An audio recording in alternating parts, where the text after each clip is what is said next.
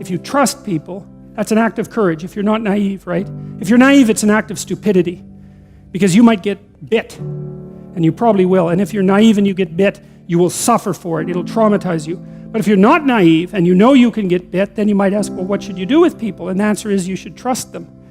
And not because you're naive, and not because they couldn't betray you, and not because you don't know that they could betray you, but because if you hold out your hand in trust, then you're inviting the best part of that person to step forward, and that won't happen unless you take that initial step, and that's courage, not naivety. And so to trust someone once your eyes are open, that's an act of courage, and that opens up the world. You can withstand it, a fair bit of the catastrophe of life, by establishing the proper covenant and by acting in a trustworthy manner and extending your hand to people properly. So then you might say, well, what would be the upside if we really determined to act honestly? What do you think it is that people would be able to do with the world if we stopped acting in a corrupt manner? I mean, what is the upside? Do you think how far back could we push aging, do you think, if we hit it hard for 50 years? Could we triple our lifespan? It wouldn't surprise me. You know, all these terrible diseases that beset the planet, we could get rid of them. There's no reason for hunger and starvation. We make enough food. It's like, what would happen if we stopped acting badly? How much better could things get? Well, you start locally, I think. You start with yourself and you start with your family. But what's the assumption here exactly? What is the upper end for humanity? I mean, who's going to say, right? Who's going to say, especially in this day and age, man? There's so many things happening that you can't even comprehend them. What could we do if we put all of our effort into it? Well, you can experiment with that because you can start in your own household. You can start in your own room. And you can make miracles happen in the confines of your own space. There's no doubt about that. All you have to do is try. You'll see that happens. And people are writing to me and telling me that they're trying this and that that's exactly what's happening. Who knows how tough you are? And maybe you find out by going out to find out how tough you are, right? So you take on a challenge, one that you think you can master, that's just a bit beyond your grasp, and you master it, and then you're a little tougher, and you think, hey, that worked out pretty well. And so then you're more of a monster. And then you go out and you find another challenge that's even bigger, and you think, well, maybe I can do that too. And then all of a sudden you can, and you get a little bit bigger, and God only knows what the limit is of you. Who do you want to be when there's a crisis? Right? Do you want to be the person that everyone can turn to for strength? It's like, why the hell not? Why not that as a goal? That'd be a good goal, because then if there's a crisis, and there will be, it won't be such a bloody crisis, because there'll be someone there that can deal with it. You have to contend with death and suffering, and you have to be ready for it, and you have to be there for the person, because that's all they're going to have. And so there's a goal, man. And in this time of nihilism, it's what's the point of life? People ask, and they're taught that at universities. What's the point of life? Everything's interpretation. Humanity's a cancer on the planet. Well, how about no? How about not that? How about that there's something to us? It does require a leap of faith for you to move into the world, because the world is a catastrophe. Self-evidently, the world is a catastrophe. And so there's every reason for you to assume that you should just sit in your basement and hide from it. But that's not, it doesn't help. It doesn't make things better. And the thing is, perhaps you're not built for that. You're not built to hide. I don't think that people are built to hide. I think it destroys them. It's a really tough thing to understand, is like, how much trouble would you want there not to be? It's a weird question, right? Because you want to have something to contend with. You want to have something that forces from you the best that you have. And so you have to have real problems. It's something like that. Would you dispense with all your real... You could just lay down on a bed and have pablum infused into your mouth, if all your problems were solved. And so maybe you want difficult problems that you can solve, something like that, because there's some... I don't know what it is about it. There's the overcoming and the growth that comes along with that.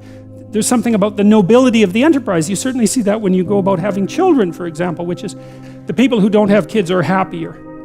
And so psychologists who tend to get things wrong even when they make intelligent discoveries like that one, immediately, some of them, jump to the conclusion that because happiness is the goal, that, well, there's something about children that, make you unhappy, and that's not good. It's like, well, wait a second, maybe that's the wrong metric. It's like, Of course you're less happy once you have children because you have to worry about them. You know, my neighbor down the street, who's a very smart woman, said to me once, you can only be as happy as your unhappiest child.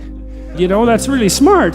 If having children doesn't make you happy, the answer isn't don't have children. It's like, don't be so stupid about being happy. That's the answer. It's because there's a nobility in the pursuit, right? And of course now you're responsible. You know, you have a new baby, you think, what the hell is this? And what am I gonna do with it? You know, it's like, and then you're done for the rest of your life. You never sleep properly again because you're gonna be worried about this creature that you have to take care of.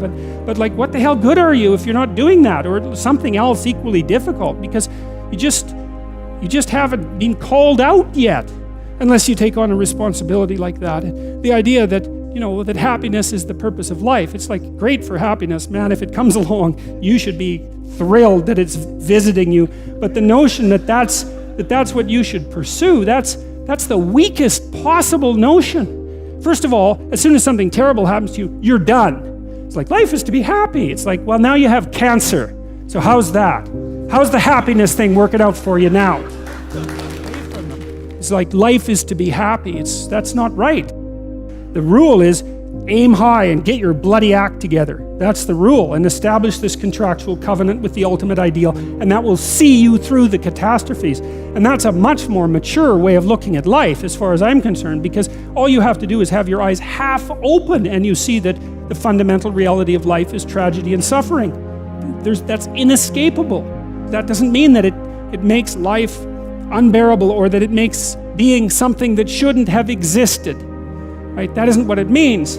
But it means that you have to contend with it and you have to get ready. And the willingness to adopt responsibility for yourself and for others is the precondition for that. And then maybe if you do that properly, then now and then you get some happiness. You know, you can sit at the end of a day and you have half an hour where your conscience is clear and there's nothing that you need to be doing, and you can relax and think, you know, that's all right. Things are okay, and thank God for that.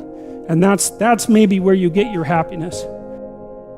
Part of the reason that modern people have been able to escape from the catastrophe of tyranny and slavery is because we've agreed to make ourselves our own slaves.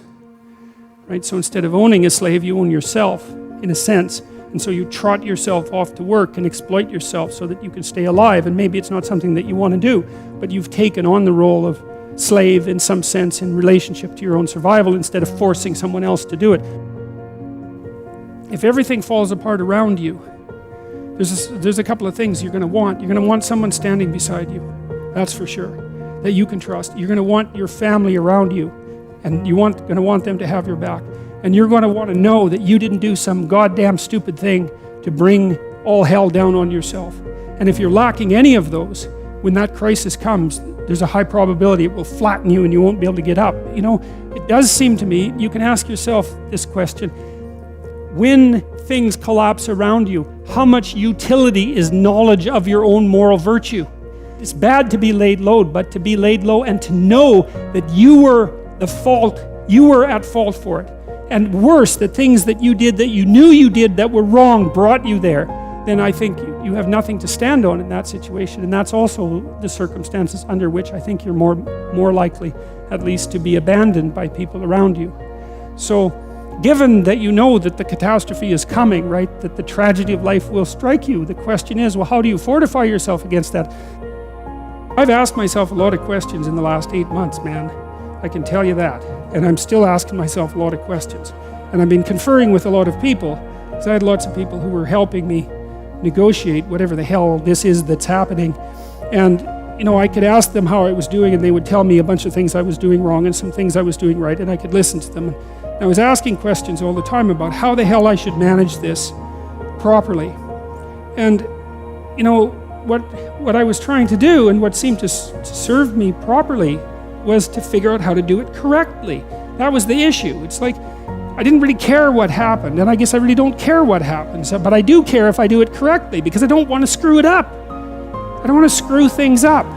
And that seems to be a reasonable goal for people. I mean, wouldn't you like that as a goal, that you don't screw things up? Because you can't control your life isn't fully under your control by any stretch of the imagination, but it might be nice to not have your conscience eating at you saying, look, you know, you had a big opportunity there and you mucked it up because you're weak and blind and you didn't listen. That's no good. The catastrophe is bad enough, as I said, without you being the bloody source of it.